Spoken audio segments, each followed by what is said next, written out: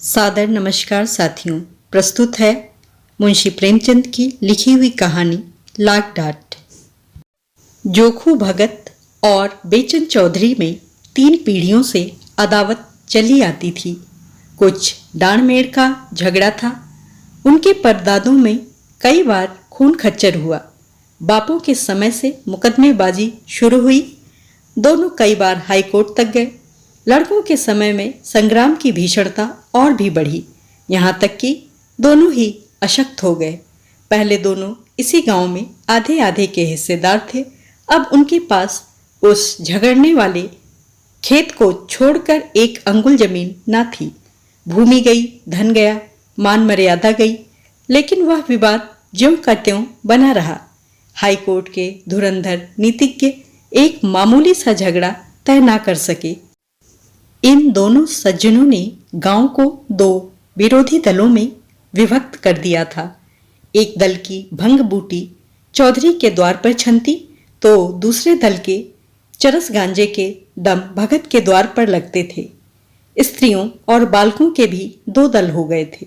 यहाँ तक कि दोनों सज्जनों के सामाजिक और धार्मिक विचारों में भी विभाजन रेखा खिंची हुई थी। चौधरी कपड़े पहने सत्तू खा लेते और भगत को ढोंगी कहते। भगत बिना कपड़े उतारे पानी भी ना पीते और चौधरी को भ्रष्ट बतलाते। भगत सनातन धर्मी बने तो चौधरी ने आर्य समाज का आश्रय लिया। जिस बजाज पंसारी या कुंजड़े से चौधरी सौदे लेते, उसकी ओर भगत जी ताकना भी पाप समझते थे। और भगत जी की हलवाई की मिठाइयाँ, उनके ग्वाले का दूध और तेली का तेल चौधरी के लिए त्याज्य थे। यहाँ तक कि उनके आरोग्यता के सिद्धांतों में भी भिन्नता थी। भगत जी वैद्यक के कायल थे, चौधरी यूनानी प्रथा के मानने वाले। दोनों चाहे रोग से मर जाते, पर अपने सिद्धांतों को ना तोड़ते। जब देश में राजनीतिक आंदोलन शुरू हुआ तो उसकी धमक उस गांव में आ पहुंची। चौधरी ने आंदोलन का पक्ष लिया, भगत उनके विपक्षी हो गए। एक सज्जन ने आकर गांव में किसान सभा खोली, चौधरी उसमें शरीक हुए, भगत अलग रहे। जागृति और बढ़ी स्वराज्य की चर्चा होने लगी। चौधरी स्वराज्यवादी हो गए, भगत ने राजभक्ति का पक्ष लिया। चौधरी का घर स्वराज्यवादियों का अड्डा हो गया, भगत का घर राजभक्तों का क्लब बन गया। चौधरी जनता में स्वराज्यवाद का प्रचार करने लगे। मित्रों, स्वराज्य का अर्थ है अपना राज। अपने देश में अपना राज हो, वह अच्छा है कि किसी दूसरे का राज हो, वह। जनता ने कहा अपना राज हो तो वह अच्छा है। चौधरी: तो यह स्वराज्य कैसे मिलेगा? आत्मबल से, पुरुषार्थ से, मेल से। एक दूसरे से द्वेष करना छोड़ दो। अपने झगड़े आप मिलकर निपटा लो। एक शंका: आप तो नित्य अदालत में खड़े रहते हैं। चौधरी: हाँ, पर आज से अदालत जाऊं तो मुझे गौहत्या का पाप लगे। तुम्हें चाहिए कि तुम अपनी गाढ़ी कमाई अपने बाल बच्चों को खिलाओ और बचे तो परोपकार में लगाओ। वकील मुख्तारों की जेब क्यों भरते हो? थानेदार को घूस क्यों देते हो? अमलों की चिरौरी क्यों करते हो? पहले हमारे लड़के अपने धर्म की शिक्षा पाते थे तो वह सदाचारी, त्यागी, पुरुषार्थी बनते थे। अब वह विदेशी मदरसों में पढ़कर चाकरी करते हैं, घूस खाते हैं, शौक करते हैं, अपने देवताओं और पितरों की निंदा करते हैं, सिगरेट पीते हैं, साल बनाते हैं और हाकिमों की गोरधरिया करते हैं।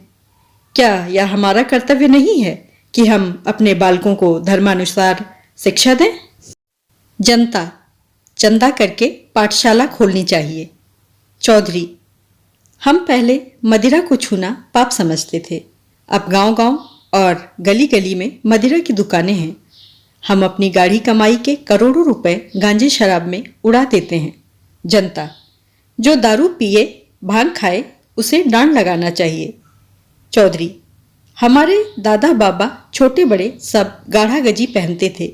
हमारी दादियां नानियां चरखा काता करती थीं। सब धन देश में रहता था। हमारे जुलाहे भाई चैन की बंसी बजाते थे।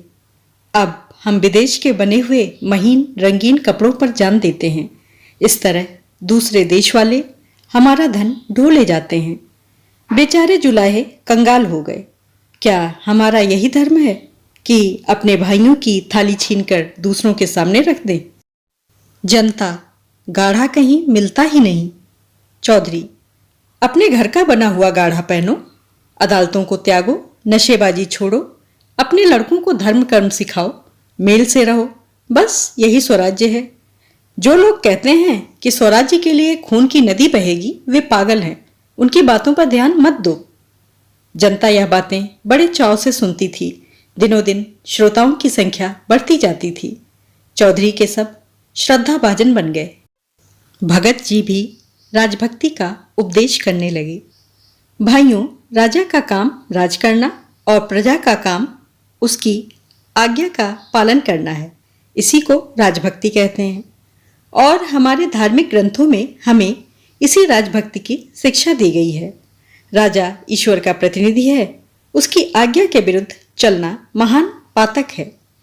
राज विमुख प्राणी नरक का भागी होता है। एक शंका, राजा को भी तो अपने धर्म का पालन करना चाहिए।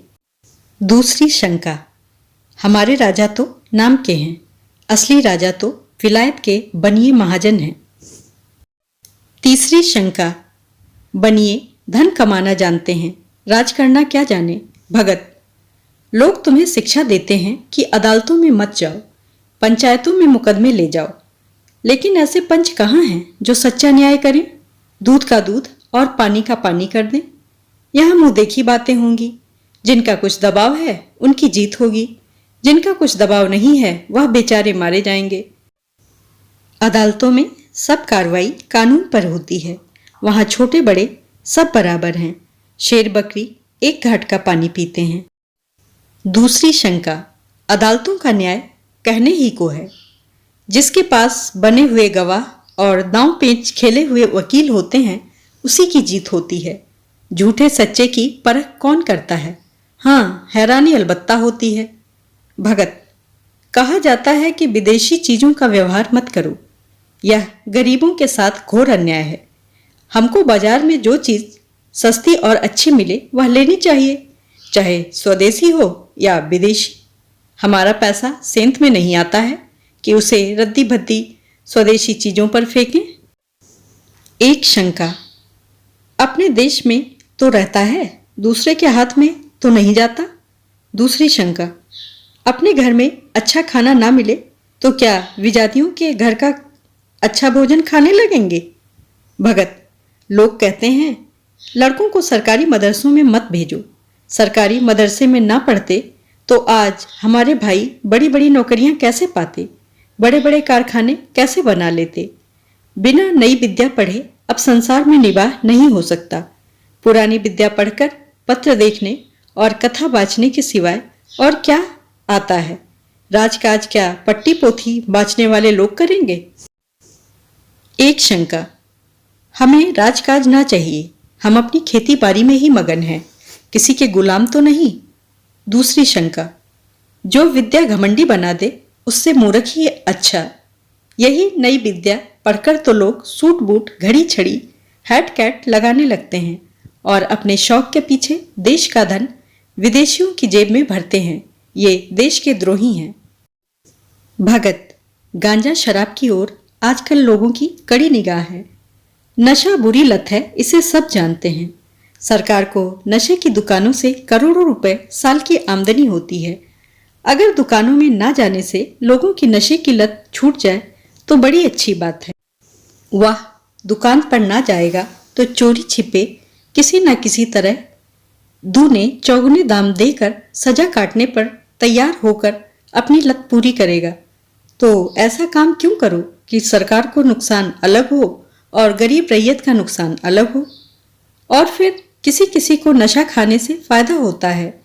मैं ही एक दिन अफीम ना खाऊं तो गांठों में दर्द होने लगता है, दम उखड़ जाता है और सर्दी पकड़ लेती है। एक आवाज, शराब पीने से बदन में फुर्ती आ जाती है। एक शंका, सरकार अधर्म से रुपया कमाती है, उसे यह उचित नहीं। अधर्मी के राज में रहकर प्रजा का कल्याण कैसे हो सकता है? दूसरी शंका, पहले दारू पिलाकर पागल बना दिया, लत पड़ी तो पैसे की चाट हुई। इतनी मजूरी किसको मिलती है कि रोटी कपड़ा भी चले और दारू शराब भी उड़े? या तो बाल बच्चों को भूखों मारो या चोरी करो, जुआ खेलो और बेईमानी करो। शराब की दुकान क्या है, हमारी गुलामी का अड्डा है। चौधरी के उपदेश सुनने के लिए जनता टूटती थी। लोगों को खड़े होने को जगह न मिलती। दिनों दिन चौधरी का मान बढ़ने लगा। उनके यहाँ नित्य पंचायतों की राष्ट्रोन्नति की चर्चा रहती। जनता को इन बातों में बड़ा आनंद और उत्साह होता। उनके राजनैतिक ज्ञान की वृद्धि होती। वह अपना गौरव और महत्व समझने लगे। उन्हें अपनी सत्ता का अनुभव होने लगा। निरंकुशता और अन्याय पर अब उनकी त्योरियां चढ़ने लगी। उन्हें स्वतंत्रता का स्वाद मिला। घर की रुई, घर का सूत, घर का कपड़ा, घर का भोजन, घर की अदालत, न पुलिस का भय, न अमला की खुशामद। सुख और शांति से जीवन व्यतीत करने लगे। कितनों ही ने नशेबाजी छोड़ दी और सद्भावों की एक लहर सी दौड़ने लगी। लेकिन भगत जी इतने भाग्यशाली न थे। जनता को दिनों दिन उनके उपदेशों से अरुचि होती जाती थी। यहाँ तक कि बहुधा उनके श्रोताओं में पटवारी, चौकीदार, मुदर्रिस और इन्हीं कर्मचारियों के मित्रों के अतिरिक्त और कोई ना होता था। कभी कभी बड़े हाकिम भी आ निकलते और भगत जी का बड़ा आदर सत्कार करते। जरा देर के लिए भगत जी के आंसू पुछ जाते, लेकिन क्षण भर का सम्मान आठों पहर के अपमान की बराबरी कैसे करता। जिधर निकल जाते उधर ही उंगलियां उठने लगती। कोई कहता खुशामदी टट्टू है, कोई कहता खुफिया पुलिस का भेदी है। भगत जी अपने प्रतिद्वंदी की बड़ाई और अपनी लोक निंदा पर दांत पीस पीस कर रह जाते थे। जीवन में यह पहला अवसर था कि उन्हें सबके सामने नीचा देखना पड़ा। चिरकाल से जिस कुल मर्यादा की रक्षा करते आए थे और जिस पर अपना सर्वस्व अर्पण कर चुके थे, वह धूल में मिल गई। यह दाहमय चिंता उन्हें एक क्षण के लिए चैन न लेने देती। नित्य समस्या सामने रहती थी कि अपना खोया हुआ सम्मान क्यों कर पाऊं, अपने प्रतिपक्षी को क्यों कर पददलित करूं, कैसे उसका गुरूर तोड़ूं। अंत में उन्होंने सिंह को उसी की मांद में पछाड़ने का निश्चय किया। संध्या का समय था। चौधरी के द्वार पर एक बड़ी सभा हो रही थी। आसपास के गांव के किसान भी आ गए। हजारों आदमियों की भीड़ थी। चौधरी उन्हें स्वराज्य विषयक उपदेश दे रहे थे। बार बार भारत माता की जय जयकार की ध्वनि उठती थी। एक ओर स्त्रियों का जमाव था। चौधरी ने अपना उपदेश समाप्त किया और अपनी जगह पर बैठे। स्वयंसेवकों ने स्वराज फंड के लिए चंदा जमा करना शुरू किया। इतने में भगत जी ना जाने किधर से लपके हुए आए और श्रोताओं के सामने खड़े होकर उच्च स्वर में बोले, भाइयों, मुझे यहाँ देखकर अचरज मत करो। मैं स्वराज्य का विरोधी नहीं हूँ। ऐसा पतित कौन प्राणी होगा जो स्वराज्य का निंदक हो। लेकिन इसके प्राप्त करने का वह उपाय नहीं है जो चौधरी ने बताया है और जिस पर तुम लोग लट्टू हो रहे हो। जब आपस में फूट और रार है, पंचायतों से क्या होगा। जब विलासिता का भूत सिर पर सवार है तो नशा कैसे छूटेगा। मदिरा की दुकानों का बहिष्कार कैसे होगा। सिगरेट, साबुन, मोजे, बनियान, अद्धी तंजेब से कैसे पिंड छूटेगा। जब रोब और हुकूमत की लालसा बनी हुई है तो सरकारी मदरसे कैसे छोड़ोगे। विधर्मी शिक्षा की बेड़ी से कैसे मुक्त हो सकोगे। स्वराज्य लेने का केवल एक ही उपाय है और वह आत्मसंयम है।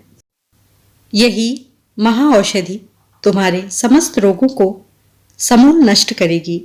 आत्मा को बलवान बनाओ, इंद्रियों को साधो, मन को वश में करो। तुम में भातृभाव पैदा होगा, तभी वैमनस्य मिटेगा, तभी ईर्ष्या और द्वेष का नाश होगा, तभी भोग विलास से मन हटेगा, तभी नशेबाजी का दमन होगा। आत्मबल के बिना स्वराज्य कभी उपलब्ध ना होगा। स्वयं सेवा सब पापों का मूल है। यही तुम्हें अदालतों में ले जाता है। यह तुम्हें विधर्मी शिक्षा का दास बनाए हुए है। इस पिशाच को आत्मबल से मारो और तुम्हारी कामना पूरी हो जाएगी। सब जानते हैं मैं 40 साल से अफीम का सेवन करता हूँ। आज से मैं अफीम को गऊ का रक्त समझता हूँ। चौधरी से मेरी 3 पीढ़ियों की अदावत है। आज से चौधरी मेरे भाई हैं। आज से मुझे या मेरे घर के किसी प्राणी को घर के कते सूत से बुने हुए कपड़े के सिवाय कुछ और पहनते देखो तो मुझे जो दंड चाहो दो। बस मुझे यही कहना है, परमात्मा हम सबकी इच्छा पूरी करे। यह कहकर भगत जी घर की ओर चले कि चौधरी दौड़कर उनके गले से लिपट गए। 3 पुश्तों की अदावत एक क्षण में शांत हो गई। उस दिन से चौधरी और भगत साथ साथ स्वराज्य का उपदेश करने लगे। उनमें गाढ़ी मित्रता हो गई और यह निश्चय करना कठिन था कि दोनों में जनता किसका अधिक सम्मान करती है। प्रतिद्वंदिता वह चिंगारी थी जिसने दोनों पुरुषों के हृदय दीपक को प्रकाशित कर दिया था। देखने तथा सुनने के लिए सादर आभार एवं हार्दिक धन्यवाद। कृपया मेरे चैनल को सब्सक्राइब और वीडियो को लाइक, शेयर और कमेंट करना ना भूलें।